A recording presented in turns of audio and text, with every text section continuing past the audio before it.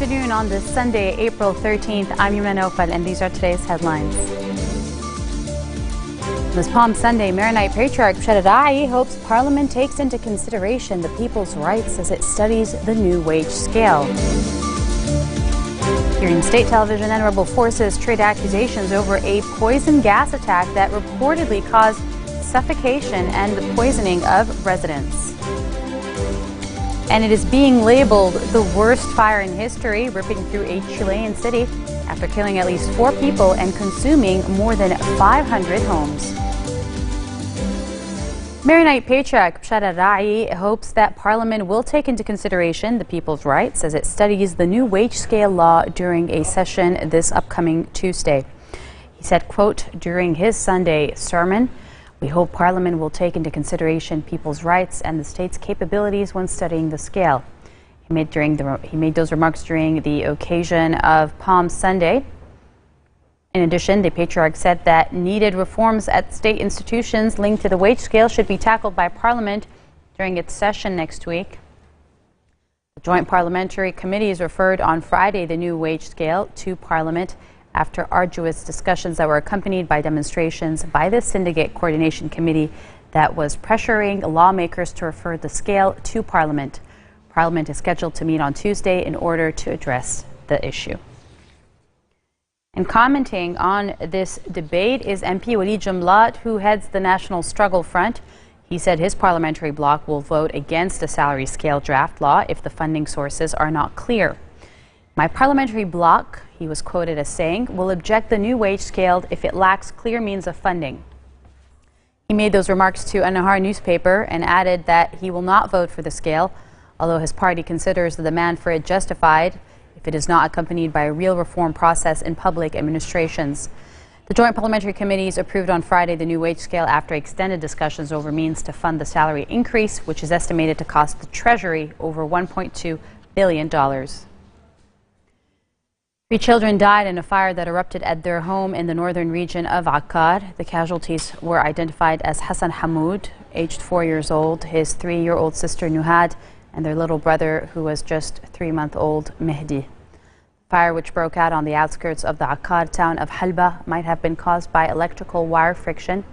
Civil defense teams are able to extinguish the blaze while forensic experts arrived on the scene and launched an investigation in the incident. The victims have since been transported to a local hospital. Lebanese Forces leader Samir Jasha is expressing confidence he will win the support of the March 14 coalition, which has yet to officially back his candidacy for president. He said, quote, "I would not have run in the elections if I was not certain of the March 14 alliance's support for me." This was said to an interview to the Saudi daily Al Watan. "The March 14 alliance is very close to making the decision to endorse my candidacy," he continued, saying, "We have our own political agenda and we must seek to implement it by all available means." He announced earlier this month the party's nomination of Jaja for the presidency. However, March 14, in which the LF is the main force, has yet to comment on the nomination. And he told the Daily that traditional remedies are no longer an option for solving the Lebanese crisis. And that is what led him to run for president. Saying and adding that Lebanon has become an open ground for chaos, which leaves it vulnerable to further deterioration. Lebanon city of Tripoli, plagued by sectarian violence that has been fueled by the war in Syria, is facing a battle over art. Local residents say abandoned cinema theaters are in ruins and are unusable, leaving the art form struggling for survival in what was once a flourishing hub. In Bibit Tabene, the largely Sunni Muslim area, 4 cinemas stand forgotten: Al-Andalus, Piccadilly, Starco, and Al-Ahram. The vacant theaters lie in a state of dereliction, with broken chairs and litter strewn across the grounds that once welcomed very large crowds. One theater bears evidence of violence endured by the city, with a gaping hole in the ceiling where a missile struck. Muhammad al-Zuwabi, who lives in the same building that houses one of the cinema theaters, recalled the atmosphere of Al-Andalus when it was popular among local residents.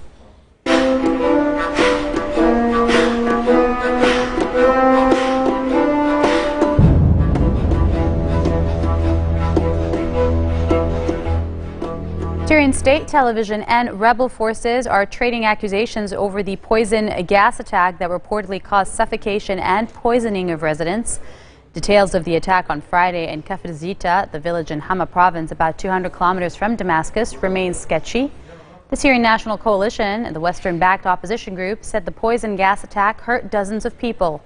Rami Abdurrahman, who is the director of the UK-based Syrian Observatory for Human Rights, which gathers data on the conflict from activists inside Syria, says regime planes bombed Kafr Zita with explosive barrels that produced thick smoke and odors and led to cases of suffocation and poisoning. State television claimed that the Al-Qaeda-linked Al-Nusra Front had released chlorine gas in the deadly attack on the town. In Italy, Pope Francis, marking Palm Sunday in a packed St. Peter's Square, ignored his prepared homily and spoke entirely off the cuff in a remarkable departure from practice. Later, he hopped off his Pope mobile to pose for selfies with young people in the crowd. In his homily, Francis called on people, himself included, to look into their own hearts to see how they are living their lives. Has my life fallen asleep? He asked after listening to a gospel account of how Jesus' disciples fell asleep shortly before he was betrayed by Judas before his crucifixion. Am I like Pontius Pilate, who, when he sees the situation is difficult, washes his hands? He sounded tired, frequently pausing to catch his breath, as he spoke for about 15 minutes in his homily during Palm Sunday Mass, which solemnly opens Holy Week for the Roman Catholic Church. And in Jerusalem, Christians are celebrating Palm Sunday in the West Bank and Gaza, marking the beginning of festivities of the Holy Week ahead of Easter. Worshippers gathered in Jerusalem's Old City inside the Church of the Holy Sepulchre. Clergymen and worshippers walked around the holy site, revered as Jesus' burial place, with Latin Patriarch of Jerusalem, Fuad Tual, leading the procession. Later in the day, worshippers are expected to attend an annual procession from Jerusalem's Mount of Olives into the Old City, carrying palm branches and chanting hymns. Christians in the West Bank and Gaza also attended church services to mark the occasion. The head of public relations for Gaza's Orthodox Church, Jaber Gilda, said he wishes for peace in the region. Palm Sunday is the holy day recalling the solemn entry of Jesus into Jerusalem before his arrest and crucifixion. Coming up next, Denzel Washington stars in the Broadway musical A Raisin in the Sun. We've got the details after we come back.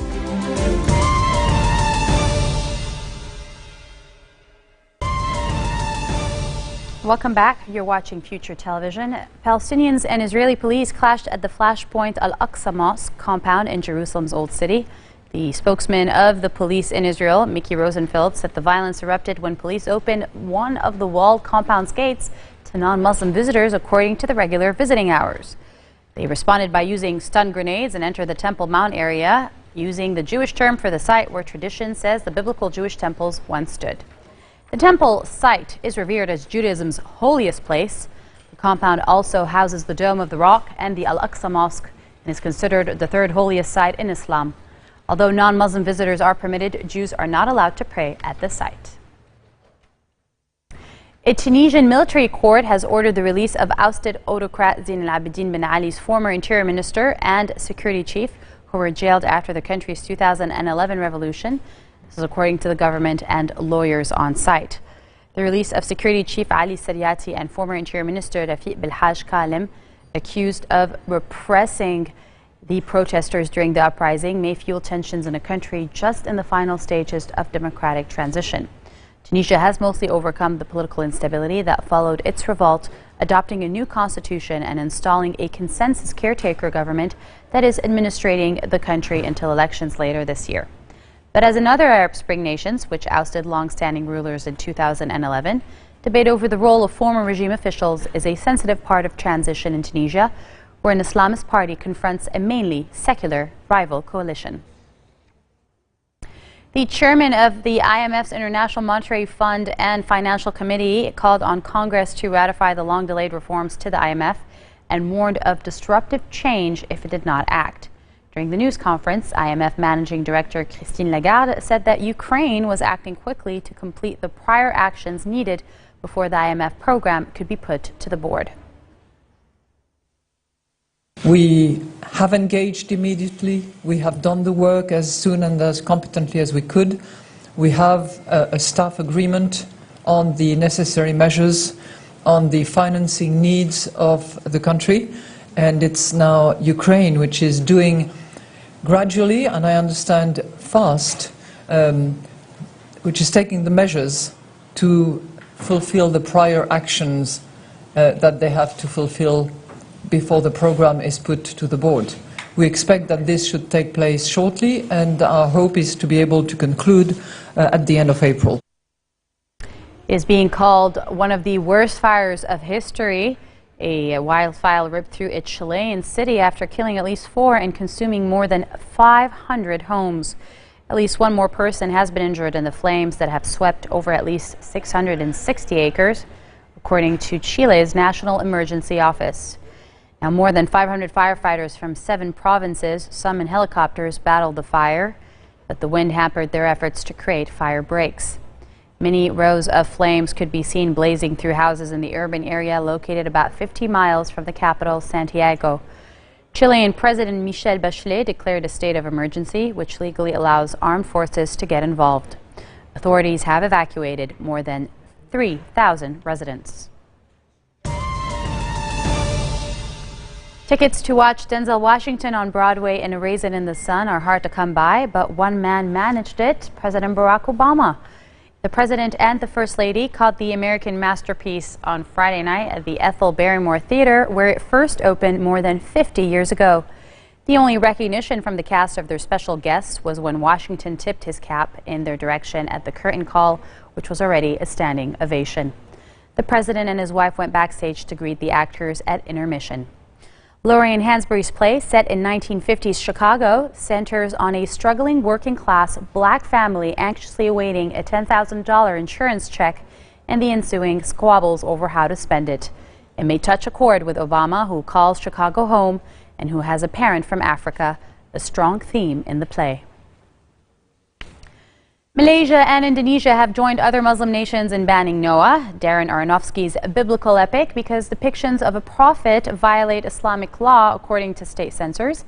But the movie is now showing in cinemas across Lebanon. Here's what it's all about.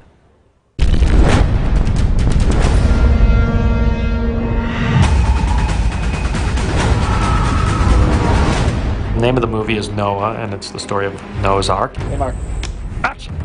A great flood is coming. We build a vessel to survive the storm. We build an ark. There was a huge issue of what is this ark going to look like. The idea was, let's go back to what God tells Noah in the Bible. In Genesis, the dimensions of the ark are laid out: 30 cubits high by 50 cubits wide by 300 cubits long. A cubit is roughly the dimension of your elbow to your forefinger. What is this? This is our ark. It basically describes a box. It doesn't talk about a bow. It doesn't have to navigate. It wasn't like Noah was trying to take the ship anywhere. It just basically has to survive the flood. The first time I came out for the exterior ark stuff and saw the ark just lifting out of the ground, because, you see it in pictures and all that sort of stuff. Geez, it was an experience. Our exterior set is 55 feet tall, 85 feet wide. Our version of it goes 165 feet. In our story reality, we will extend it digitally to be about 500 feet. The set was very, very inspiring. We built it to the actual scope that's described in the Bible, which is actually a pretty impressive size ship. Movies don't really build things like this anymore. We've been designing the ark for over a year. It took us 6 months to build and to complete. The scaffolding you see right here is what was used by Noah and his family to apply the pitch. The pitch is all of this tar and straw and sticks and leaves that were used to seal the ark. The idea being that it was really made with what was around. Did you see how he made the forest to give us wood for the ark? How he sent the birds? Has he not sent everything we need? Marks the end of our bulletin for today. Now for a reminder of our headlines. This Palm Sunday, Maronite Patriarch Shaddai, during his sermon, says he hopes Parliament takes into consideration people's rights as it studies the new wage scale. Here in state television, and rebel forces trade accusations over a poisonous gas attack that reportedly caused suffocation of many residents. And it is being labeled the worst fire in history, ripping through a Chilean city after killing at least 4 and consuming more than 500 homes. Those wrap up your week headlines here on Future Television in Beirut. For me and the team, happy Palm Sunday and have a good week ahead.